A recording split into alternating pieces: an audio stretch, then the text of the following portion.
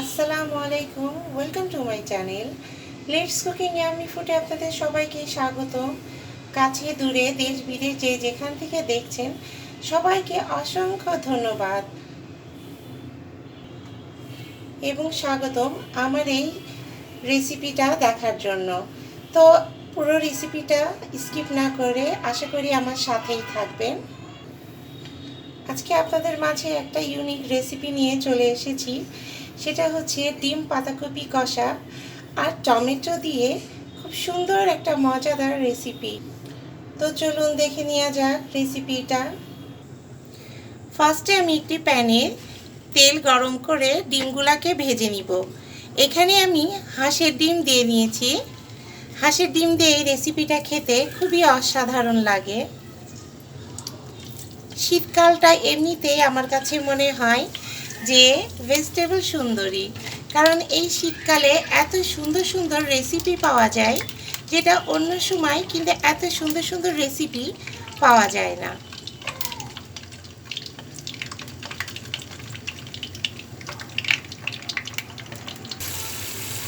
এখন আমি আদা রসুন জিরে পেস্ট এবং হলুদ গুঁড়া দিয়ে ভালো করে মশলাটাকে কষিয়ে নিব।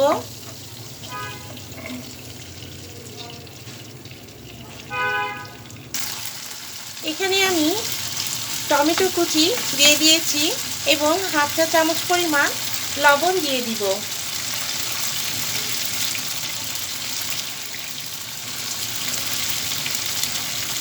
লবণ দিয়ে ভালো করে নেড়ে এবার পাতাকপিগুলা এই মশলার সাথেই কষিয়ে নিব। পাতাকপিগুলোকে আমি এইভাবে কুচি কুচি করে নিয়েছি।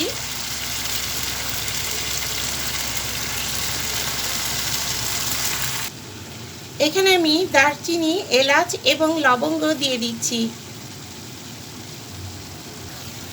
এখানে আমি তেজপাতা দিয়ে হাফ চা চামচ পরিমাণ মরিচের গুঁড়ো অ্যাড করে দিচ্ছি। আপনারা ঝালটা যে যার টেস্ট অনুযায়ী দিবেন। পাতাকপি দিয়ে এমনিতেই পানি বের হয়, এই কারণে কষানোর সময় বাড়তি কোনো পানি অ্যাড করার দরকার হয় না। এখন আমি একটা ঢাকনা দিয়ে ঢেকে দিব।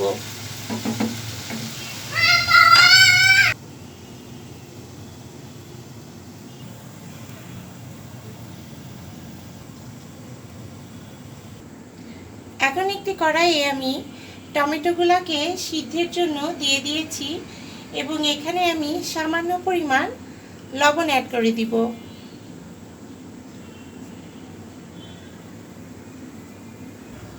এখন একটি ঢাকনা দিয়ে ঢেকে দিয়েছি।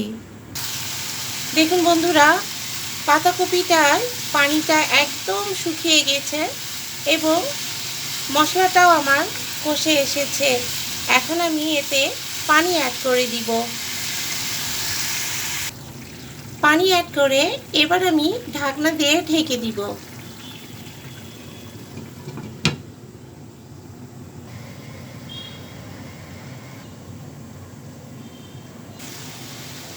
দেখুন বন্ধুরা, পানি দিয়েছিলাম সেটা শুকিয়ে আসছে। আমি ডিমগুলাকে এর মাঝে দিয়ে দিয়েছিলাম, দিয়ে আবার নেড়ে ঢাকনা দিয়ে ঢেকে দিয়েছিলাম।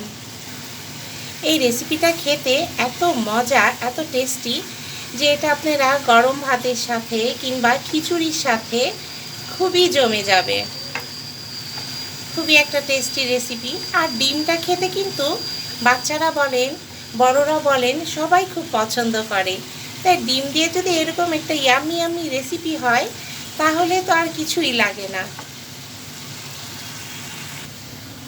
আবার আমি 5 মিনিটের জন্য ঢাকনা দিয়ে ঢেকে দিয়েছি।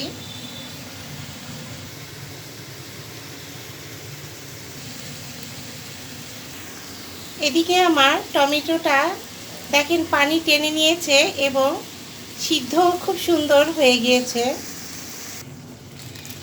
এই টমেটোর এই রেসিপিটা বন্ধুরা এত টেস্টি যে আর কি বলবো। এখানে আমি সামান্য পরিমাণ, একদম 1 চিমটি পরিমাণ পাঁচফোড়ন অ্যাড করে দিলাম। এবার আমি চিনি অ্যাড করে দিচ্ছি। 1 টেবিল চামচ পরিমাণ এতে চিনি অ্যাড করে দিবেন।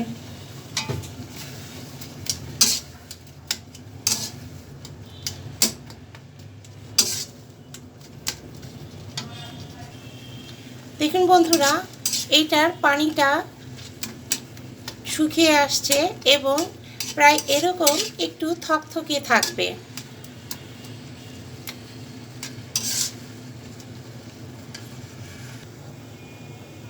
দেখেন বন্ধুরা, কত সুন্দর একটা ইয়াম্মি লুক এসে গিয়েছে এবং কত সুন্দর যে একটা ইয়াম্মি ঘ্রাণ আসছে, কি আর বলবো। এখন আমি এ পর্যায়ে গরম মশলা গুঁড়া অ্যাড করে দিচ্ছি। এটা যে কতটা অসম্ভব একটা রেসিপি, আপনারা অবশ্যই বাসায় ট্রাই করবেন। এখানে আমি 1 চা চামচ পরিমাণ গরম মশলা গুঁড়া অ্যাড করে দিচ্ছি এবং 4টা কাঁচামরিচ অ্যাড করে দিচ্ছি।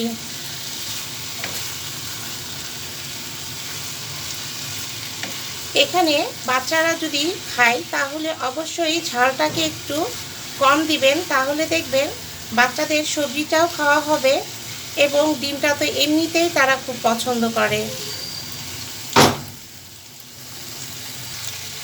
রান্নাটা প্রায় আমার অলমোস্ট হয়ে এসেছে। এখন আমি 1/2 চা চামচ পরিমাণ ঘি অ্যাড করে দিচ্ছি। ঘিটা দেওয়ার জন্য এই টেস্টটা আরও সুন্দর হয়, আরও বৃদ্ধি পাবে। এই কারণে আপনারা অবশ্যই ঘিটাকে অ্যাড করে দিবেন।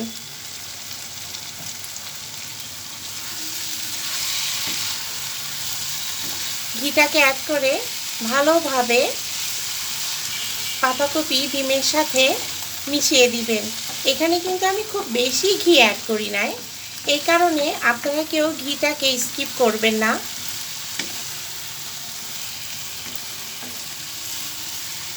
এখন আমি 5 মিনিটের জন্য আরেকটু ঢেকে রাখবো।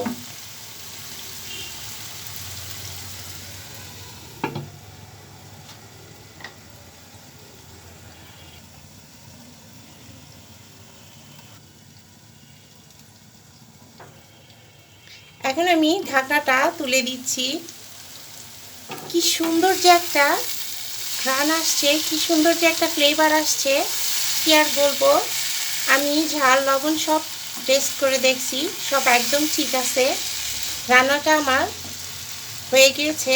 এখন আমি পরিবেশন করে দেখাবো।